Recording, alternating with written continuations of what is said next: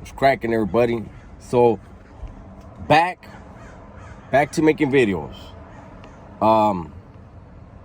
I told you guys I was gonna make a video a couple days in a row. I tried, and what happened was my phone it was full. The storage was full. I couldn't get. I was deleting apps. I was deleting pictures, and for whatever reason, it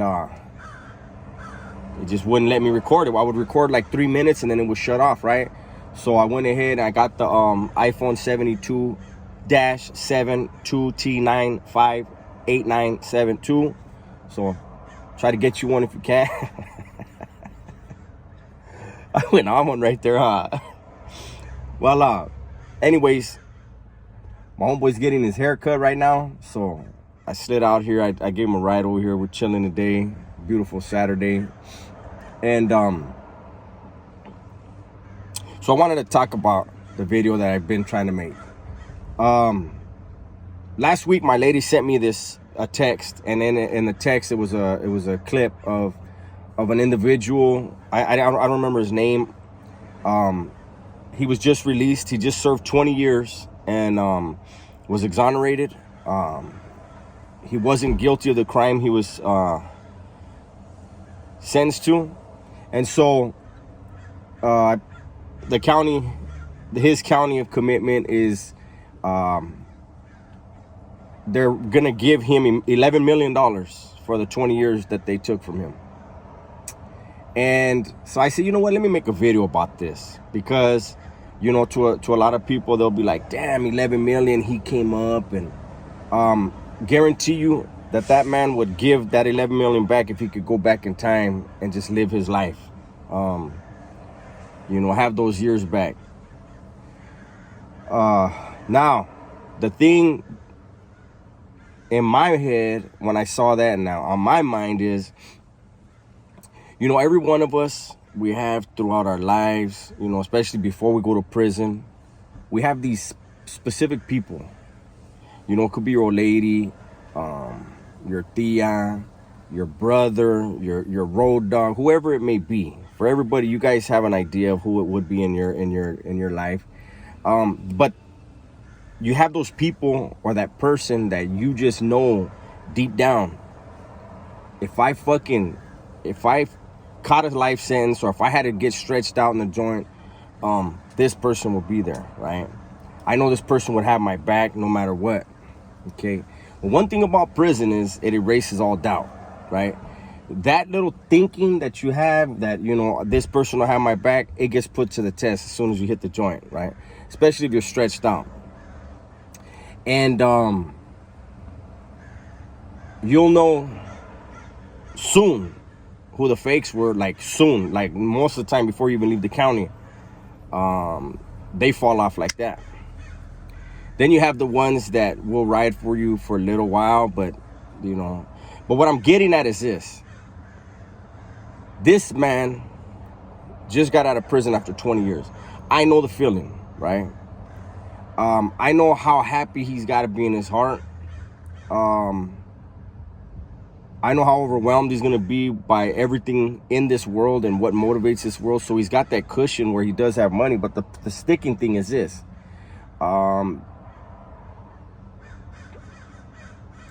There's going to be those people that left him hanging. There's going to be those people that didn't have time to write him a letter, that didn't have it in them to accept his call, put money on his books, put money on the phone so he would have somebody to talk to. And those people are going to be in his life like this soon. You got 11 million. Can I get something? My kids, or the house, or I'm behind on this, or I'm behind on that, or could you think that's what's going to happen? And like I said, this man right now has all the happiness and the joy of being released and knowing he's at least comfortable. But I think in the back of his mind, he knows those that were not there for him when he was at his very, very lowest are going to come around now, and they're going to need something. And that's an ugly place to be, right? Because we don't want to hold grudges. But how do you overlook, like, damn, you know? I'll tell you one thing. I had a conversation when I was in the joint with my tia. My tia's like my mom, right? She took care of me. Like, it was unbelievable what that woman did for me while I was in prison. And, you know, when you're in there, you have so much time to dwell on shit, and especially negative shit, because you're surrounded by so much negativity, right? And I remember having a conversation with her one time, and I told her, look, you know, there's certain family members where, you know, if they ever let me out, if I'm at your pad and they come in, I'm walking out. You know, I'm not gonna get into an argument with them or nothing. Is this video fire? Is this video fire? Because that was the fireman. But anyways, I told her, you know, I'm not going to get into it with them, you know what I mean? But the way they left, you know, like left me hanging and turned their back on me, like, I'm cool. And my tia said, you know, what a normal person would say, you know, and somebody that loves you. My tia said, mijo, but they love you, you know, it's the intentions, you know. Because my thing is, if you tell me you're going to do something, you do it, period. And when people were telling, oh, do this, or... So she was like, the intent. I said, there was no intentions. And she said, mijo, but... And I gave her an example. I said, look, tia, hold up.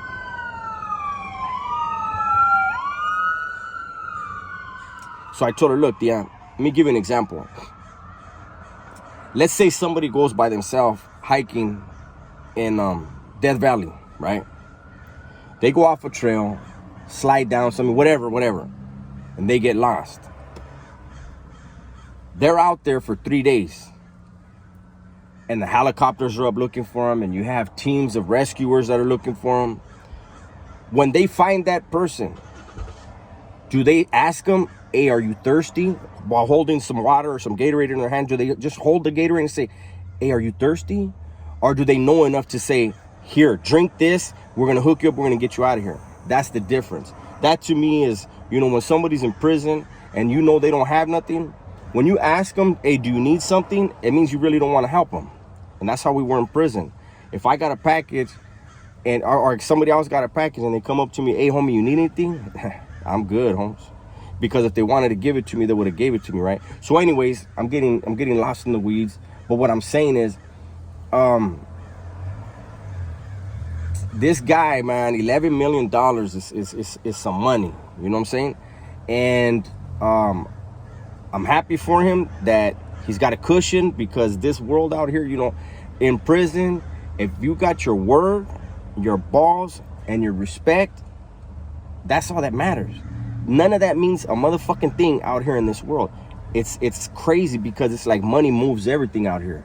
You know, money's like, and that guy's gonna have that cushion where he's not gonna struggle economically, but I think internally he has some things he's gonna go through. And if any of his family's watching this, you should have been there for him. That's fucked up, right? But hey, that man is can't imagine how happy he is. But like I said, it's gonna be rough, him deciding what he's gonna do for those that come asking for shit. But so with that, I'm gonna go ahead and end this. You guys have a good one. I'll holler at you. Maybe I'll do a live this weekend. Try to. I'm out.